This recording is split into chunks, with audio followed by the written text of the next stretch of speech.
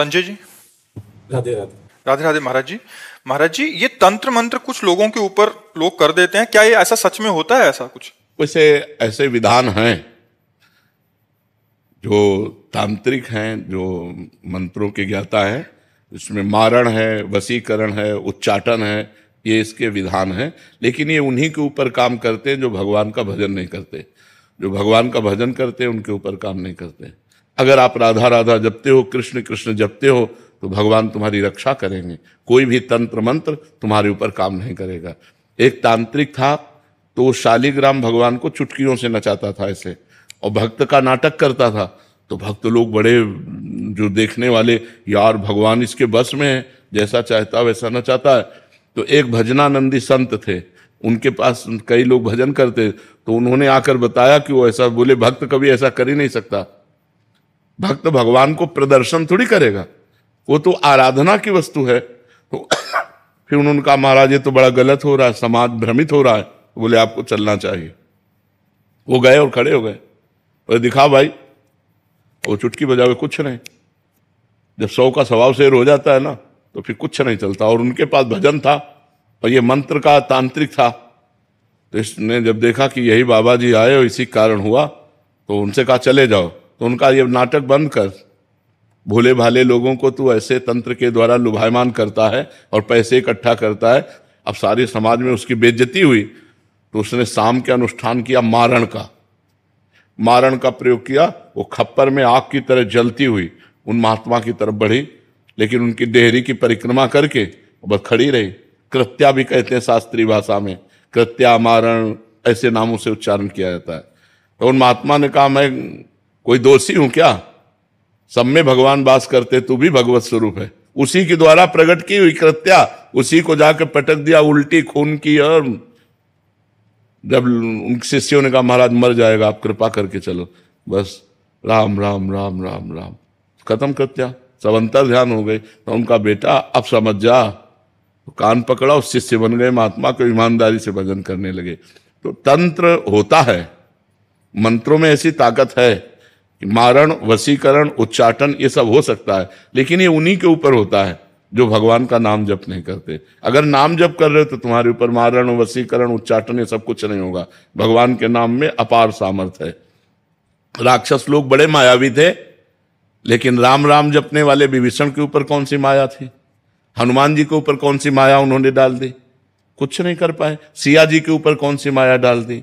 जो भगवान में चित्त जोड़े हुए हैं उनके ऊपर माया का कोई प्रभाव नहीं पड़ता है। ये तंत्र मंत्र तो बहुत छोटी सी बात है। एक बड़ा तांत्रिक था, वो सन्यासियों को परेशान करता था। तो धर्म सम्राट करपात्री जी उनके पास गए और कहा नारायण नारायण नारायण, और कहा जितनी तेरे में ताकत हो अब लगा तंत्र की। चरणों में गिर गया था। बोले आपके ऊपर हमारा तंत्र कोई काम नहीं करेगा। जहाँ नारायण नाम है, राम नाम है, कृष्ण नाम है, राधा नाम है, हरि नाम है, जहाँ पाप करने वाले लोग हैं उन्हीं के ऊपर उनका प्रभाव पड़ता है। ऐसा है कि तुम्हारे ऊपर अगर तंत्र कर दिया जाए तो तुम परेशान हो जाओगे। तुम्हारे ऊपर मारण लगा दिया जाए तो 10 दिन में मर जाओगे। अगर 1 दिन का लगा तो 1 दिन में मर जाओगे, 1 महीने का लगा तो 1 महीने में मर जाओगे। ऐसे हैं, मंत्रों का प्रभाव है, पर वो अच्छे से अनुष्ठान करेगा तब आपके ऊपर प्रभाव पड़ेगा। महाराज जी, जिनके ऊपर ऐसा हो गया है, उनके परिवार वालों को लगता है कि इसके ऊपर हो गया, तो अब वो क्या करें? भगवान का नाम कीर्तन घर में करवावें और भगवान की कथा, भगवान का नाम जप करें, सब ठीक हो जाएगा। तो अलग से संकल्प करना पड़ेगा या ऐसे ही हो जाएगा? ऐसे ही शुरू कर दे। ऐसे 1 घंटा नाम कीर्तन करवावे, नाम जप करे, भगवान की कथा, भगवान शालिग्राम विराजमान कर ले। घर में नाम कीर्तन जिसमें होता है, नाम संकीर्तनम यस्य सर्व पाप प्रणाशनम, 1 घंटा नाम कीर्तन करे, कोई भी अमंगल नहीं हो। महाराज जी, अभी एक कोई जने आए थे, वो कह रहे थे कि इन पे ऐसा हो गया, तो हमने यही उपदेश दिया कि ये नाम, कह रहे कि नाम इनसे होता नहीं है नाम जब, और एक नाम सुनते हैं तो फिर बहुत विकल हो जाते हैं। ये मतलब जिन पे ऐसा हुआ है महाराज, वो सुनना भी नहीं चाहते जिसके ऊपर नहीं, तो फिर यही तो दुर्गति है, यही तो दुर्गति है। तो मतलब उनको बिठा के ऐसा, हाँ, बिठा के जबरदस्ती सुनाना चाहिए, निश्चित खत्म हो। उनको कह रहा है कि इनको कष्ट होता है कि जब नाम, हाँ कष्ट होगा, क्योंकि वो मंत्र का प्रभाव है इसलिए उसके ऊपर है। नहीं तो नाम जप से भूत प्रेत उतर जाए, सब ठीक हो जाए। नाम जप में बड़ी सामर्थ्य है।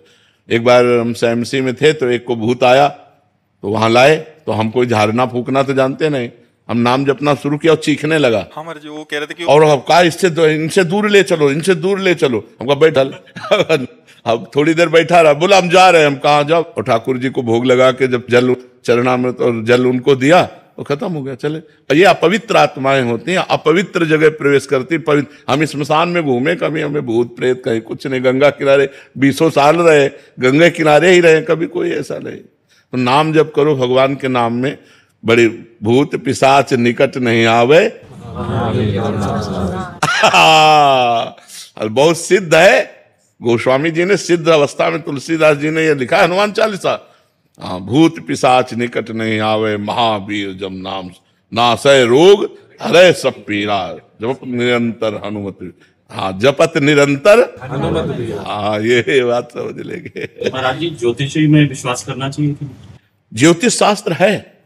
परीक्षित जी जन्म लिए थे तो जन्म से लेकर मृत्यु तक का निकाल दिया था उन्होंने कि इनको तक्षक सर्प काटेगा, पूरा मृत्यु तक निकाल दिया था। पर ज्योतिष शास्त्र का ज्ञान हो तो ज्योतिष शास्त्र सत्य है, क्योंकि ज्योतिष शास्त्र है, कोई उसमें ऐसा नहीं। पर ज्योतिष शास्त्र का सत्य ज्ञान होना चाहिए। मतलब किसी को गलत उपदेश दे करके और उसको भयावह परिस्थिति में करके अर्थ लेने की वासना ना हो, और ज्योतिष शास्त्र का ज्ञान हो तो सही सटीक जन्म से मरण तक का हिसाब बता देगा। जन्म से मरण तक? हाँ, जन्म तक जिससे मरण तक का हिसाब बता देगा। ज्योतिष शास्त्र सत्य है, इसमें कोई संशय नहीं है। पर ये सिद्ध होना चाहिए, मतलब उसको उसका परिपक्व ज्ञान होना चाहिए। ज्योतिष शास्त्र ऐसे ऐसे विचार करने वाले कि जैसे तुम्हारी भैंस खो गई, अब वो आपका विचार किए तो आपको बता देंगे कि आपके गांव में दक्षिण कोने में 3 घर के बाद वो बंधी हुई है, तो चले जाओ, उठा खोल लाओ। ऐसा है सारा ज्योतिष ज्ञान। सब मतलब ऐसा नहीं, भगवान ने सब शास्त्रों की रचना की, पर उसका सम्यक ज्ञान होना चाहिए। सम्यक ज्ञान होने से ही उसको जैसे हम किसी शास्त्र के अनुमानता, तुम्हारी जी सिद्धि, जैसे किसी के मन की बात पढ़ लेना, या हाँ, ये भी सिद्धियां हैं, ये भी सिद्धियां, ये स्वतः अंदर आ जाती। हाँ, अगर हम वो मंत्र सिद्ध किए हुए हैं तो आप जो ये, अच्छा आपका ये नाम है, आप अमुक जगह से आ रहे हैं, आप ये सोच कर आ रहे हैं, तो आपके होश उड़ जाएंगे। पर इन सब सिद्धियों को प्राप्त करने वाला भगवान को नहीं प्राप्त कर सकता।